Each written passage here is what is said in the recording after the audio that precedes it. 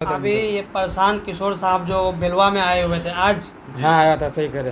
तो इन चटाई बिछाने वालों को क्या दिमाग में ये बात नहीं आता है गुस्सा कि ये भर तो गया। आरएसएस का दोस्त है, जी ये बीजेपी वालों का दोस्त है प्रशांत किशोर।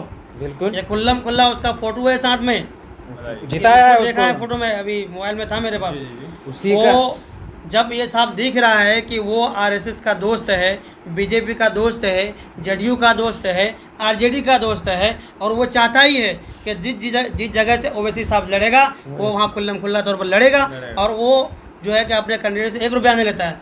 वो हाँ, सीधा हाँ। बोलता है कि आप लड़िए, आप निकालिए, नहीं पाएगा कोई दिक्कत नहीं, लेकिन आपको लड़ाना है। आपको लड़ना हाँ, उनका वो मकसद ही यही वही है है। कि एमआईएम को हराना है। मतलब मेन रीजन लेके चलता है ना कि एमआईएम को बनने नहीं देना है यहाँ करना है। पे। मुसलमान और- की क़यादत को कभी खड़ा होने देना ही नहीं है। फिर वो खुल के बोलता है कि मुसलमानों का वोट हमें नहीं चाहिए, ज़रूरत जी। नहीं है, साफ लफ्ज़ों लेकिन में फिर बोला। भी इन चटाई बिछाने वालों को अकल नहीं होता है कि अब तक तो हम 25 साल 30 साल तक तो हम तो कांग्रेस का झोला धोया, जी आरजेडी का झोला धोया, जेडीयू का तो है। जेडीयू का धोया, लेकिन अब कब तक तो उन लोगों का पीछे पीछे घूमोगे, कब तक दूसरे के पीछे घूमोगे? अरे अपना क़यादत को खड़ा करो, उसके साथ लहो, उससे हिस्सेदारी के मेहनत लिए करो, लड़ो। हिस्सेदारी लो। या कब तक जो प्रशांत किशोर सब खुल करके बोल दिया कि आप उनका नाम है जंग- परेशान किशोर। किशोर, जी, जंग ठीक सुराज, है? जंग। वो जब तक रहेंगे पब्लिक को परेशान करते रहेंगे। अगर एक विधायक तो यहाँ के मैं तो ये कहूँगा, प्रशांत किशोर रहे या परेशान किशोर रहे, परेशान ठीक है। किशोर नाम है, तो उसका यहाँ नाम के जो प्रसाद रख अवाम दिया है, है, प्रसाद यहाँ के है। जो अवाम है, तो उसको समझना चाहिए ना कि हमको कौन परेशान कर रहा है या फिर कौन परेशानी से हटा रहा है, अच्छा है कि नहीं? चलिए ठीक है, मान लेते हैं वही परेशान किशोर, जी तो वो कुछ है अभी मैं कुछ नहीं समझ, कुछ नहीं है, हवा है खुद खाली, कुछ सोचिए नहीं ये है। मुसलमान जो उसके पीछे पीछे घूम रहे हैं, झोला धो रहे हैं उसके, जब वो खुद कुछ नहीं है, न घाट खाना काम का कोई काज का ही नहीं है वो, तो फिर ऐसे आदमी के पीछे घूमना कैसा, कितना बड़ा बेवकूफ़ वो हुआ जो उसके पीछे घूम रहा है।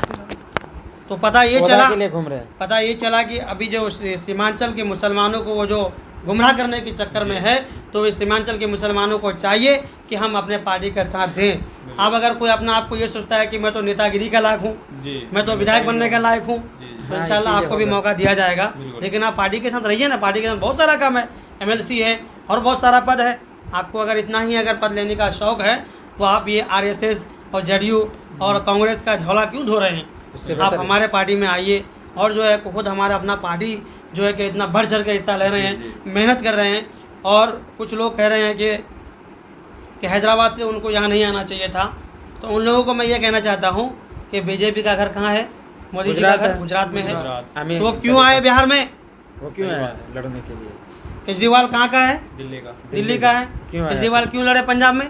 मायावती उनको भी कहाँ अपना- का क्यों आया फिर लड़ने यहाँ? तो पता ये चला कि ये हिंदुस्तान है, सेकुलरिज्म हिंदुस्तान है। बिल्कुल। ये सबको इजाज़त देता है संविधान कि अपना आप भी अपने अपने क़यादत को कहीं भी खड़ा कर सकते हैं, कहीं से भी लड़ सकते हैं, ये कोई रोक नहीं सकता है। जी ये संविधान की तरफ से इजाज़त है। लेकिन आरजेडी के अंदर उतना दम और खम ही नहीं है कि वो कहीं लड़ सकता है। भाई मैं तो यही कहूँगा यहाँ के अवामों को, पूरे बिहार के अवामों को आज के डेट में कहना चाहूँगा कि सारे लीडर्स या फिर सारे पार्टीज़ जो हैं वो सारे बोल रहे हैं कि भैया आपको आपके लिए ये काम करेगा वो काम करें, लेकिन आपके हक और हिस्सेदारी की बात कोई नहीं करता है। और आपकी हिस्सेदारी के लिए आया है एक बंदा हैदराबाद से चल कर के, आपको पिछले कई साल से जगा रहा है। अब पहले तो आँख नहीं खुली थी, आज के डेट में कुछ लोगों की आँख भी खुली है, तो उनमें पट्टी लगाने की कोशिश कर रहे हैं आप लोग कि बोले वो तो वोट कटवा है, वो क्या करेगा, वो बीजेपी से मिला हुआ है, वो ऐसा है वैसा है।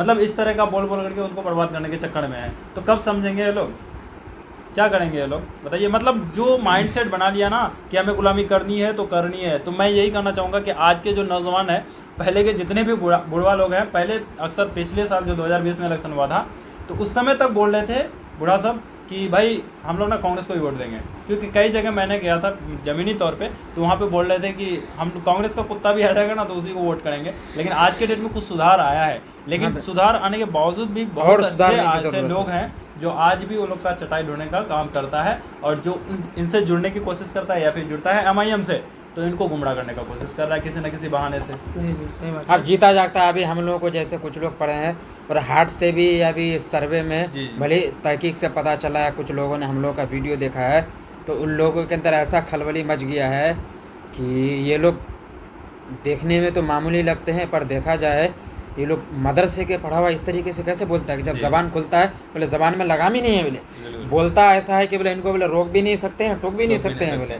आखिर बोले इन लोगों को बोले सियासत में आने की क्या ज़रूरत है, बोले